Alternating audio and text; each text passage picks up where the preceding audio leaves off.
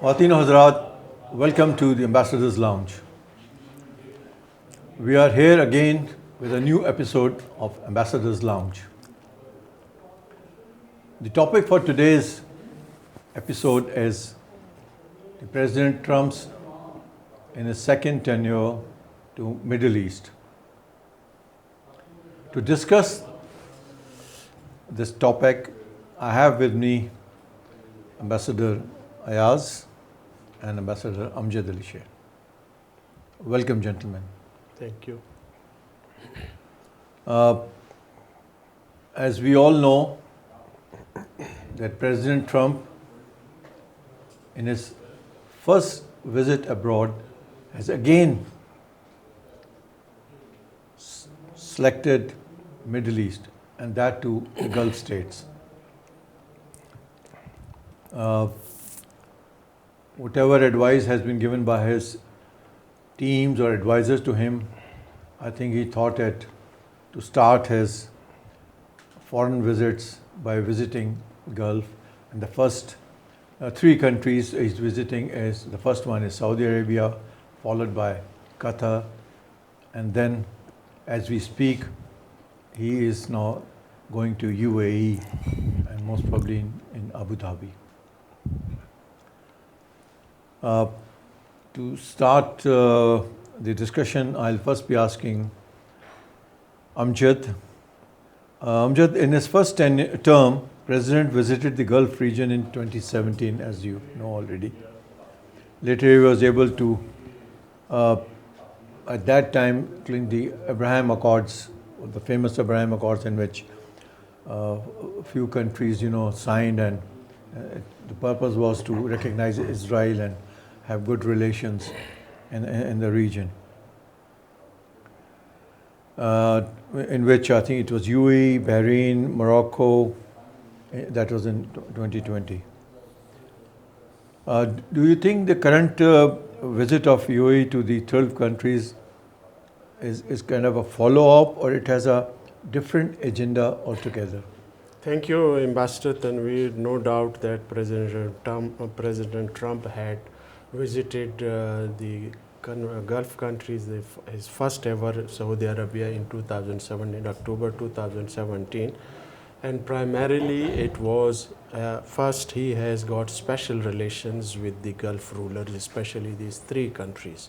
But at that time only Qatar was not included in the visit, in the sense that at that time Qatar diplomatic relations with the Saudi Arabia and UAE were not so good, because Qatar's relations with Iran and Syria at that time had developed some tensions with the rest of the Gulf countries.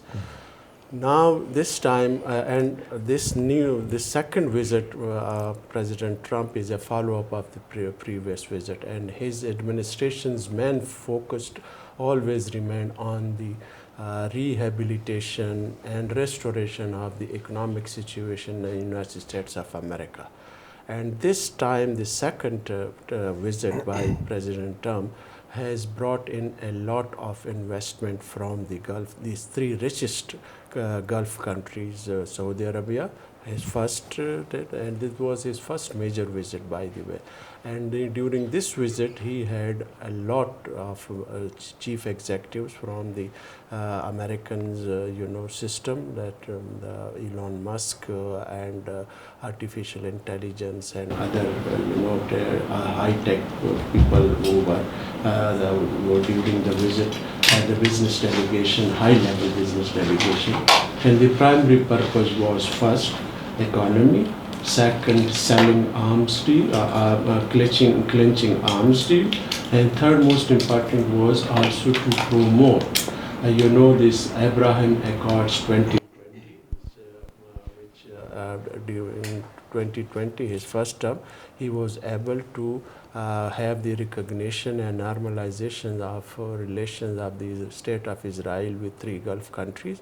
And this time he also urged first the Saudi Arabia to normalize relations, but Saudi Arabia has also put some conditionalities, and this was first ceasefire in Gaza, and then this two-state solution of Palestine.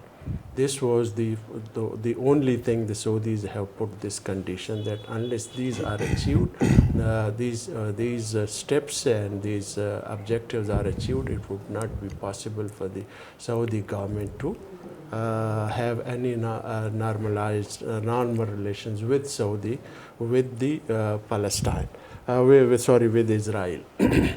The Qatar visit was also definitely very important, and now this time Qatar also tried to gain some political capital from the visit by Trump, because during 2017 the tiny Gulf state Qatar had been isolated, because it had, as mentioned, relations with Iran and Syria, and that had been isolated by the rest of the Gulf countries. So this was, now Qatar has promised are committed or announced $1.2 trillion investment. So as I mentioned, and Saudi Arabia has mentioned $600 billion, and also arms deals. And all these investment commitments are going to be made over a period of next 10 years in the United States of America. Okay, thank you, Amjad. Similar, I think, on the same question to you, Ayaz. What do you think, as Amjad is saying, if you have something else in mind regarding the visit now? This visit had both the significances, I would say, both from the economic perspective as well as political perspective. On the economic side, as Amjad said, that Mr. Trump's primary purpose was to make America rich, as one of his foreign policy or economic policy planks. His goals. His goals, yes, of course, to make America rich, for which he has succeeded immensely by securing $600 billion investment pledges through signed contracts during his visit, and also about $290 billion pledges from Qatar so far. We are yet to see what are the outcomes of discussions with UAE government, because he's still on the trip to UAE. From the political perspective, it was significant because Trump is probably the first US president who has unequivocally stated that United States, the sole superpower of the world, will not be intervening in the internal affairs, particularly in the Middle Eastern countries, which means he has given a go-ahead to the monarchies to continue the way they are ruling. And he said that previous administrations in the United States, they had wrecked the nations of the Middle East, and the United States does not have probably the right to lecture the Middle Eastern countries, foreign countries, how they should run their administration, how they should govern their own countries. One thing.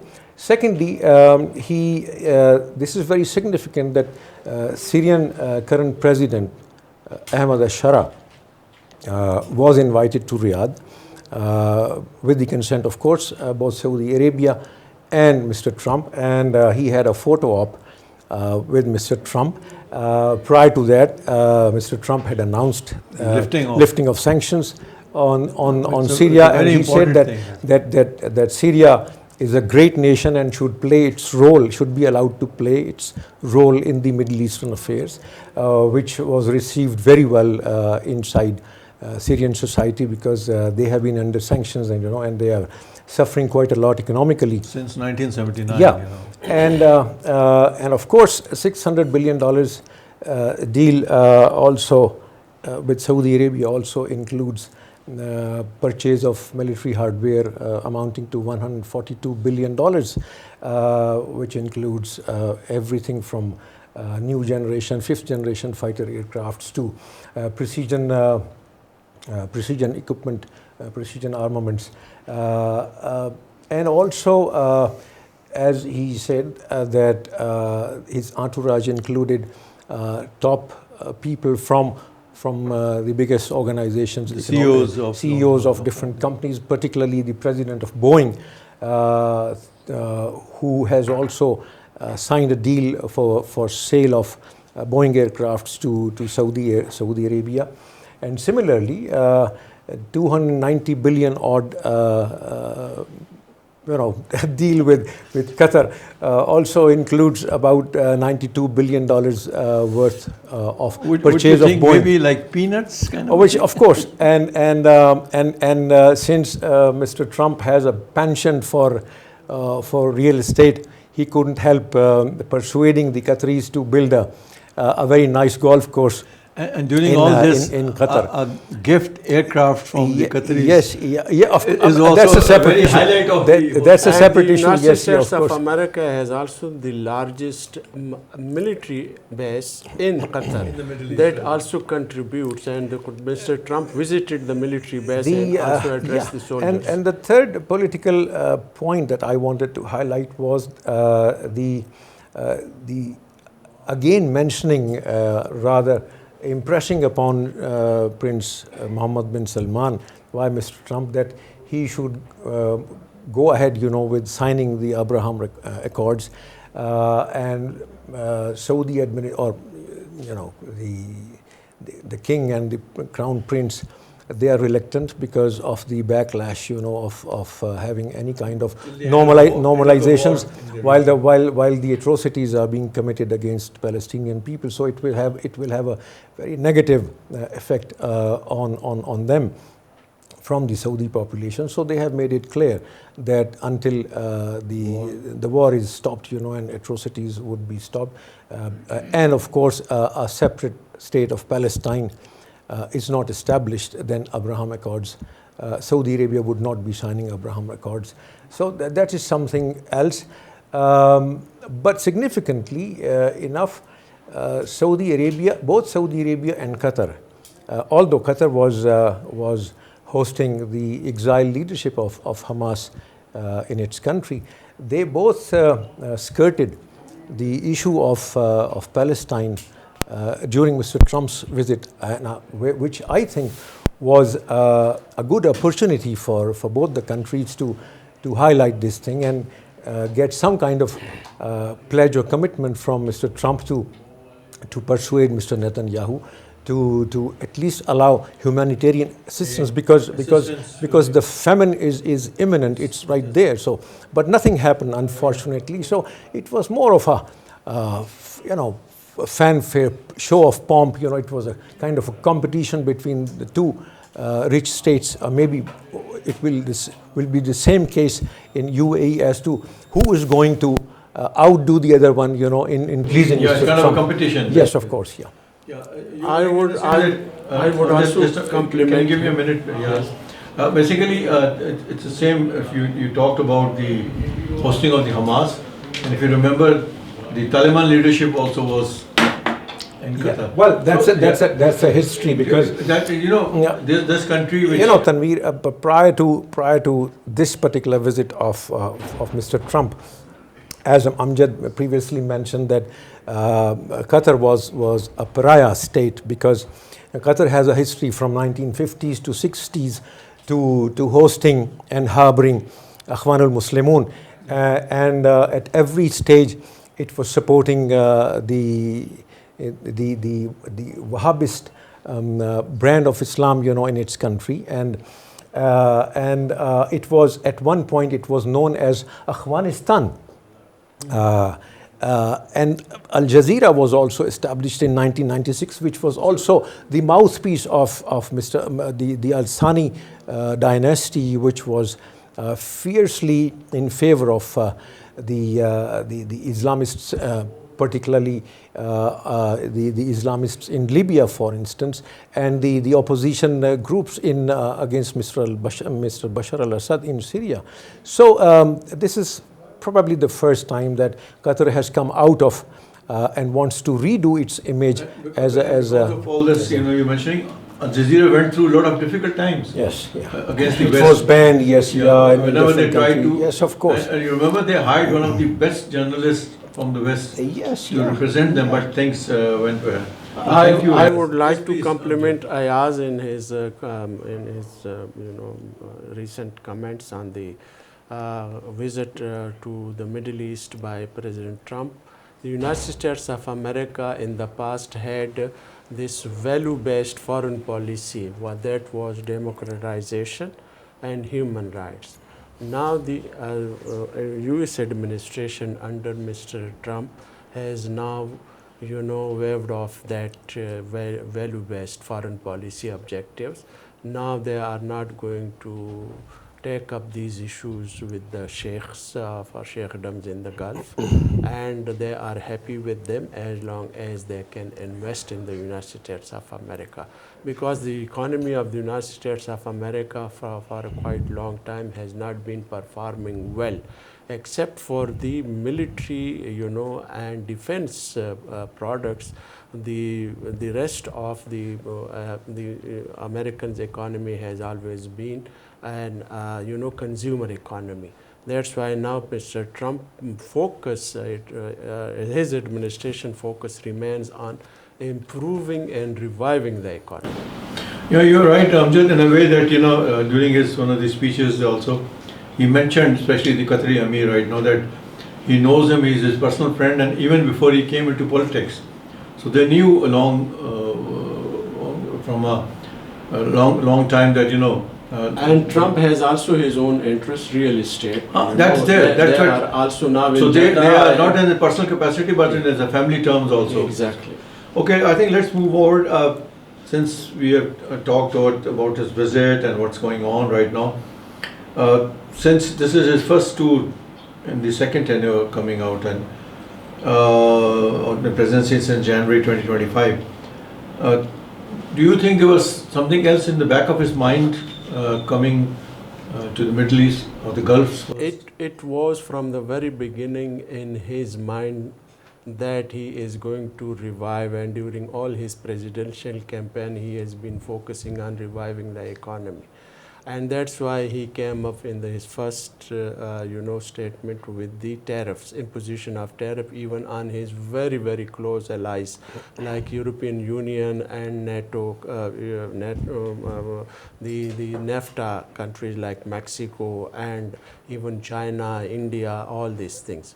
So his focus still remains on reviving the economy, and it was in his back of his mind that using his personal relations with the three richest Middle Eastern countries, he is going to fetch as much investment from these countries into the United States of America. Yeah, Mr. Trump will go back to United States triumphantly,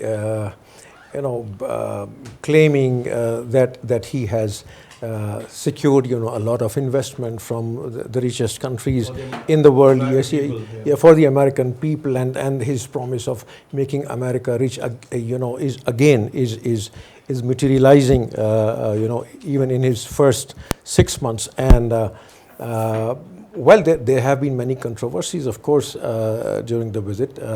As I mentioned, that there was no highlighting of the Palestinian issue, particularly from both sides, both the Americans and the Middle Eastern leaders. Yes, they refrained from mentioning purposely, which is something very extraordinary, because just few months ago, special conferences were held, in which large demands, for establishment of Palestinian state, and not doing any business with Israel, etc. They were all mentioned, but this time round, during Mr. Trump's end of the day, visit, nothing happened.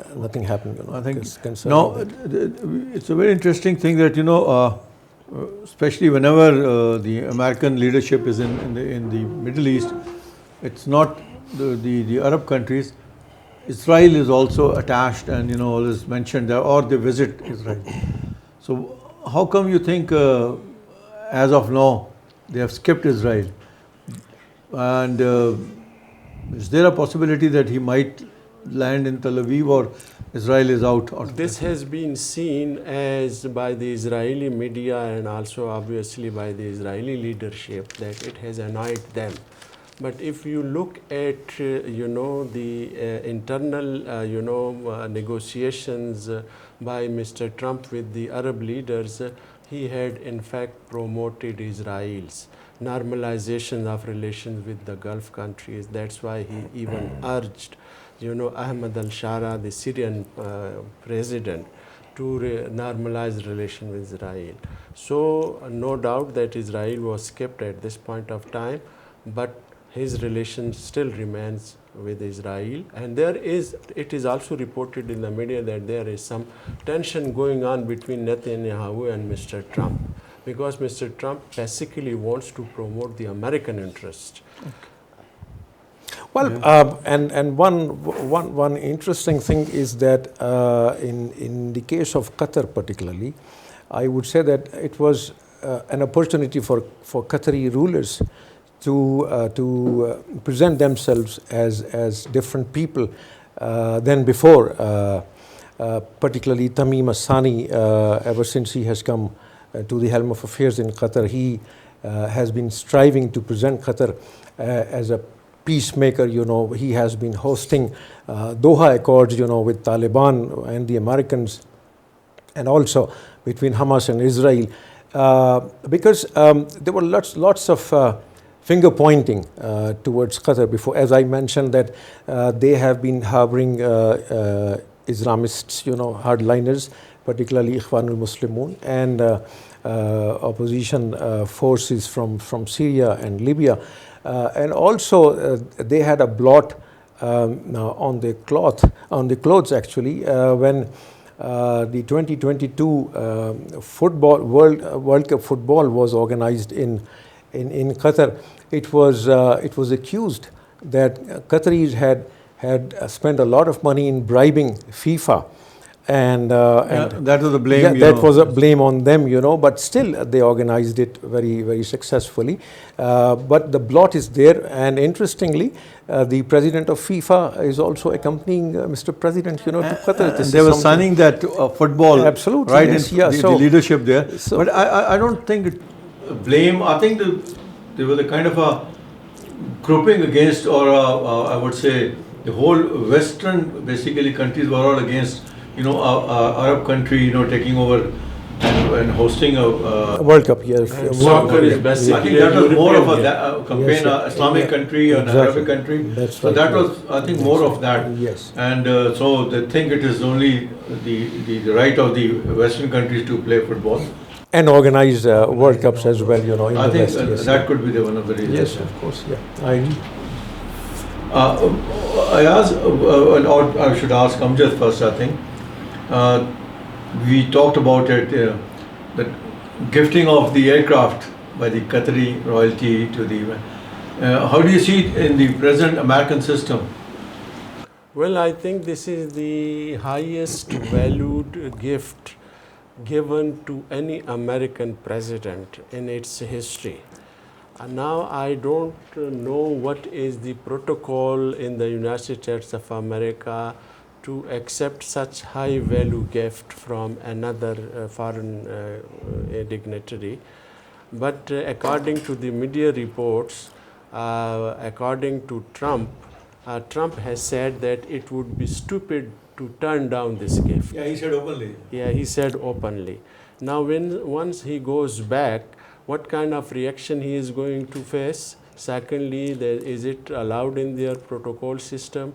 Most important thing that that Air Force One is the aircraft designated for the presidential visits of the United States of America.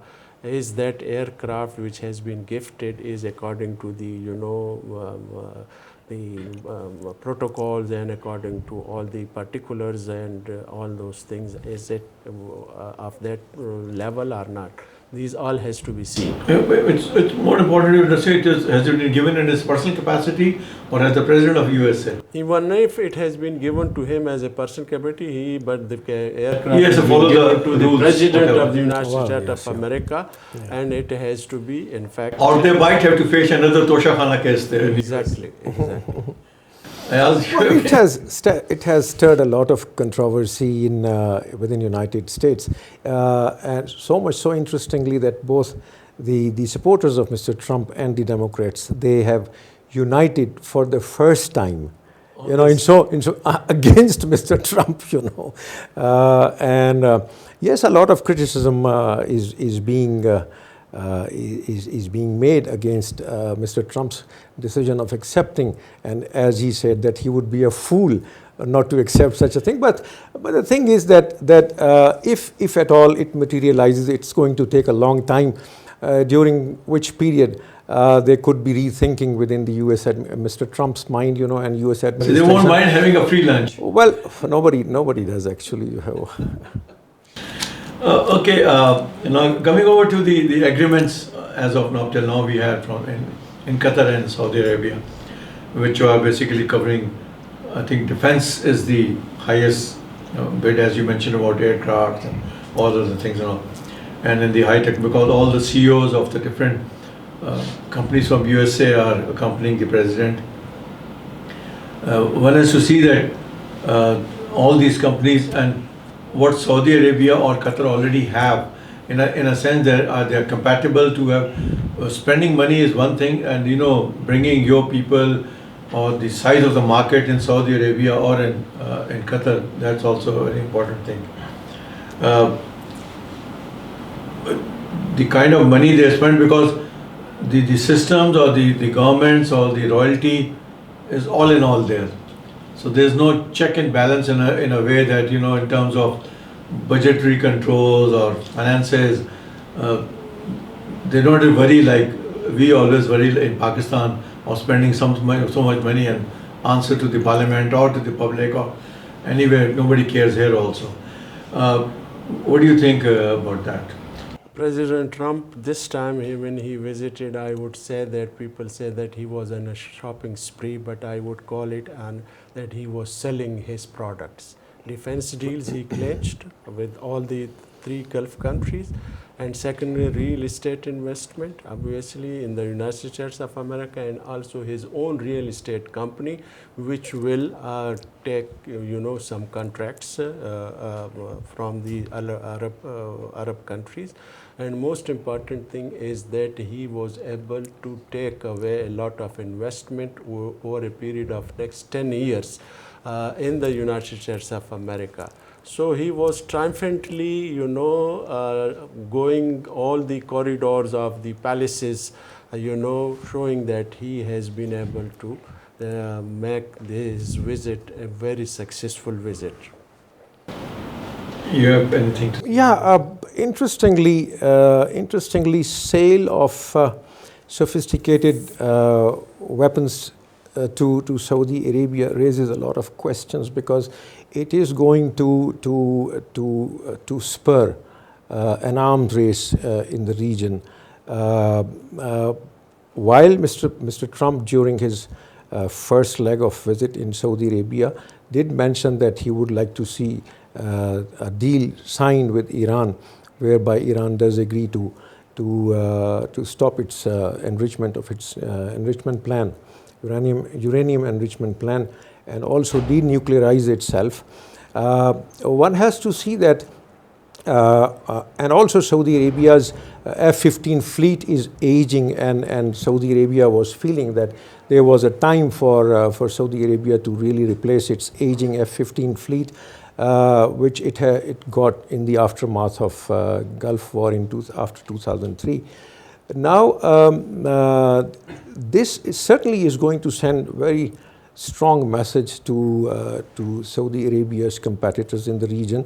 I don't know how Israel would look at that, because if both Israel and Saudi Arabia, which in my view is now being promoted, Mr. Trump, as the chowkidar of The savior. or chowkidar of the Gulf region, you know, by allowing it to purchase. We have a chowkidar in the neighborhood also. Yes, of course, we had one. So it's going to stir a lot of debate and will raise lots of eyebrows in the region. Iran, Houthis will certainly feel threatened if Saudi Arabia gets equipped with more lethal weapons. And also Iraq, I would say, because Iraq is still a country which is seen in Saudi Arabia as the one which threw missiles inside its territory during Mr. Saddam's time, and is a turbulent place in the Middle East. So one has to see that what kind of threat perception Saudi Arabia has, and how the competitors in the region are going to see Saudi Arabia acquiring this sophisticated weaponry. One more thing is that if these Arab countries, three richest countries, have announced and made commitments of investment in the United States of America, what about the countries like Pakistan, India, Bangladesh, where these countries have also made some commitments of investments? It means they are going to redirect their investment from these countries to the United States of America. That is another aspect. Thank you, Amjad. Now, since we have mentioned about it, we have to see this thing that buying defense equipment, basically, one has to see that how many enemies does Saudi Arabia, Qatar or UAE have, and what are they looking for? Now, the small skirmishes and all, we always think of Iran and all those. Now, Syria used to be one of the issues. No, it's no more there. It's no more. Iraq used to be. Iraq, but how do you see that, Iraq will be a threat to Saudi Arabia?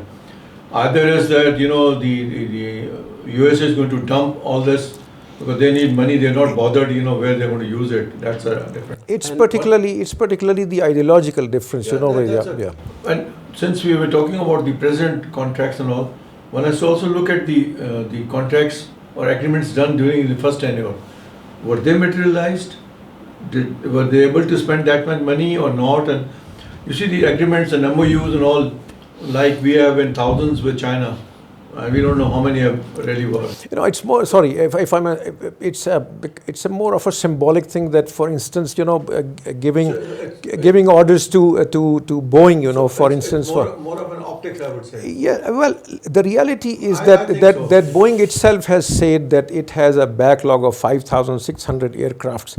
Now, if you are talking about 200 plus aircrafts purchased by Qatar alone, is certainly, you are talking about, from 10 to 15 years from now. So it's more of a kind of a symbolic thing, for Mr. Trump that he has secured, orders for such a big organization like Boeing, but in reality, until it materializes, it's going to take a long time. So.